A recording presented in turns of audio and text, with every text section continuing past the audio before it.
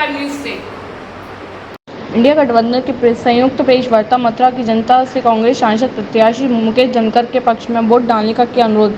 आज शनिवार को स्थानीय होटल में इंडिया गठबंधन की संयुक्त प्रेस वार्ता का आयोजन किया, जिसमें समाजवादी पार्टी के राष्ट्रीय सचिव राम गोपाल पुरी ने ब्रज मथुरा की जनता से इंडिया गठबंधन के कांग्रेस प्रत्याशी मुकेश धनखड़ के पक्ष में वोट डालने को कहा। उन्होंने कहा कि 10 साल से मथुरा में बीजेपी की सांसद रही हेमा मालिनी ने झूठे वादे कर जनता को बहलाया है। मथुरा की जनता ने हमें प्रवासियों को अतिथि कह समझकर जिताया। अब ऐसा नहीं होना चाहिए। अब ब्रज का बेटा कांग्रेस का प्रत्याशी मुकेश धनखड़ को भारी मतों से विजयी बनाएं, जिससे ब्रज के लोगों की समस्या का समाधान हो सके।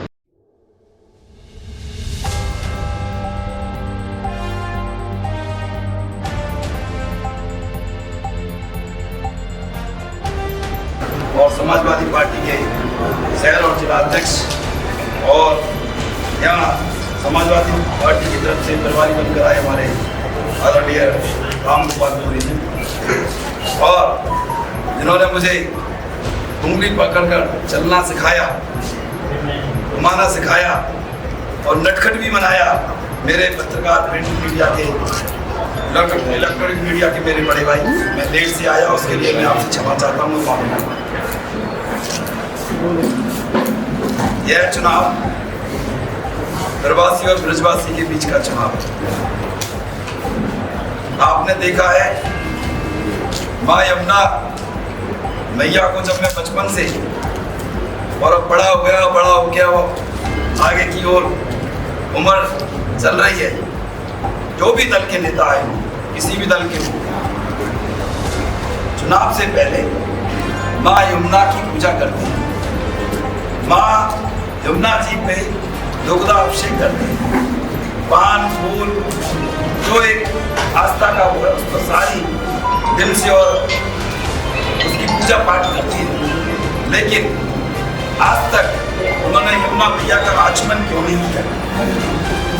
बहुत बड़ी एक बात बनती है, जब आप आस्था रखते हैं, पूजा करते हैं, एक माँ को अपनी माँ साक्षी मानते हैं, उस घाट पर पूजा करते हैं, आरती उतार के माँ का आचमन भी करना चाहिए। ये बात मैं इसलिए कह रहा हूँ, जब हमारी बूढ़ी माँ बुजुर्ग हो जाए और अपना मल मूत्र और खटिया में जब होते हैं, तो एक पुत्र को उसकी जैसे बेटे की वो अपनी सूखे में पुत्र को सुलाती है और गीले में खुद सोती है, इस तरीके का भाव होना चाहिए। लेकर आई थी, कितने लोगों को यहाँ रोजगार मिल रहा है।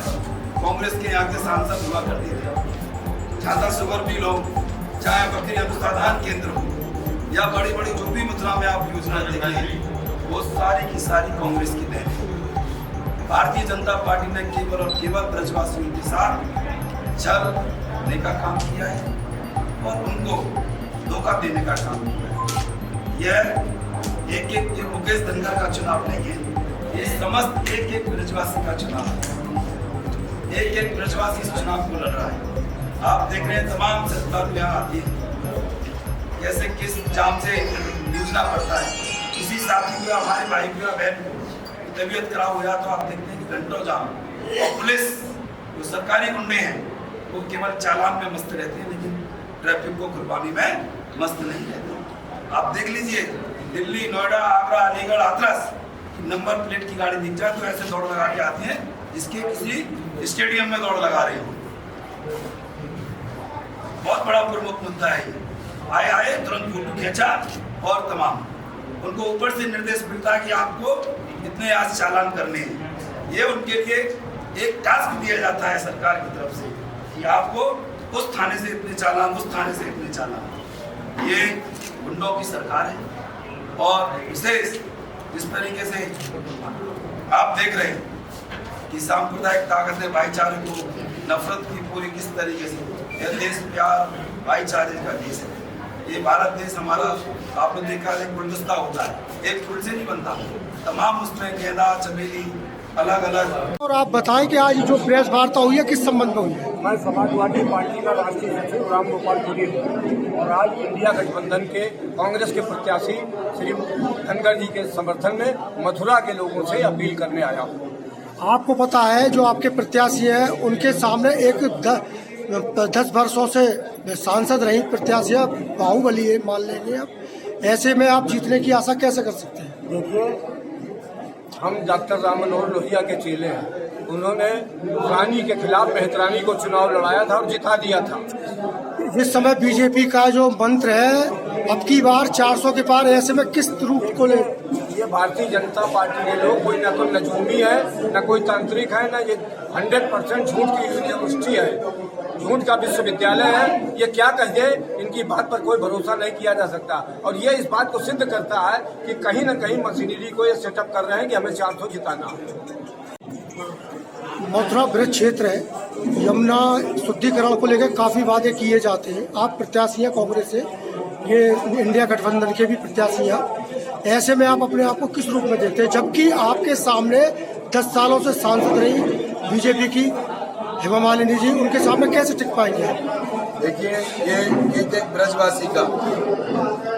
ब्रजवासी का चुनाव है। एक ब्रजवासी इस चुनाव को लड़ रहे हैं। माँ यमुना की आपने बात कही, मैंने आपसे पूर्व भी जब मैं नामांकन करने गया, सबसे पहले मैंने माँ यमुना का, जो मेरी माँ है, मैं उनका पुत्र, उनकी पूजा अर्चना की।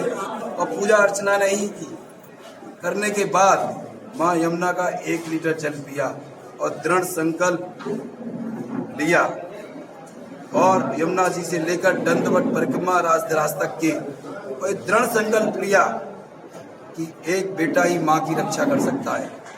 जिन लोगों ने अब तक यमुना में किसी भी दल के लोगों नामांकन करने से पहले पूजा जरूर की है, लेकिन आज तक किसी ने आचमन नहीं किया हुआ। इसी से जग जाहिर होता है कि मैं यमुना शुद्धिकरण जरूरी नहीं कि आप सांसद बनकर ही कर सके, अपने मनोभाव रखते हुए वैसे भी करा सकते हैं। तो डेली जो जितनी सेवा होती है, ब्रज का छुरा हूँ, ब्रज का लाल हूँ, जितना होता है अपने शरीर से और अपने इस कर्म से, मेहनत से जो करता हूँ। अगर आप सांसद बच जाते तो आपके प्रमुख मुद्दे क्या रहेंगे? मथुरा ब्रज क्षेत्र को किस चीज से निजात दिलाएंगे? ये सबसे पहली शिक्षा, फिर स्वास्थ्य, रोजगार। आपने देखा है यहाँ पर कोई भी ऐसा अस्पताल नहीं है मथुरा के अंदर, जो कि हमारे ब्रज के लोग दिल्ली, फरीदाबाद तमाम जगह जाते हैं। तो एक एम्स के स्तर पर एक ऐसा हॉस्पिटल खोला जाएगा। रोजगार के लिए आप देख रहे हैं, कांग्रेस की ही देने, चाहे रिफाइनरी हो, चाहे बकरी अनुसंधान केंद्र हो, चाहे छाता शुगर मिल हो, जितनी भी बड़ी बड़ी यहाँ इंडस्ट्री है वो कांग्रेस पार्टी की देन है। और मुझे ब्रजवासियों ने आशीर्वाद दिया, तो यहाँ के ब्रजवासियों के लिए, युवाओं के लिए बहुत अंतर्राष्ट्रीय लेवल पर, राष्ट्रीय लेवल पर नहीं, अंतर्राष्ट्रीय लेवल पर यहाँ पर उद्योग लगाए जाएंगे। मथुरा की जनता से क्या अपील करना चाहते हैं, वो आपको आशीर्वाद किस रूप में दें? ब्रज के मथुरा की जनता अपने लाल को, अपने बेटे को आशीर्वाद दे रही है। मैं उनके आंगन में पैदा हुआ हूँ, उनकी गोदी में पला हूँ और उनकी छत्र छाया में आप उनके बीच में खड़ा हूँ। तो ब्रज के ब्रजवासियों ने ठान लिया है कि तो हमारा ही छोरा है, हमसे जाएगा कहाँ।